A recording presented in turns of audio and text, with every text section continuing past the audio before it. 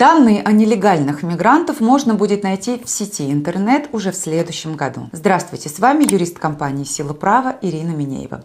Подписывайтесь на наш телеграм-канал, там мы оперативно отвечаем на ваши вопросы. С 5 февраля 2025 года в силу вступит постановление правительства номер 1732, в соответствии с которым МВД России в течение 24 часов будет вносить сведения о иностранных гражданах, которые нелегально находятся в Российской Федерации, в реестр контролируемых лиц, ознакомиться с которым можно будет в сети интернет.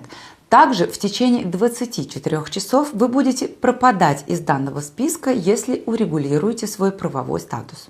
Ассаламу алейкум, дорогие друзья, братья, сестры, таджики и узбеки. Если вы хотите проверить свой загранпаспорт, тогда я предлагаю вам брат Умара, который в короткие сроки разберется с вашей работой и проверит ваш паспорт.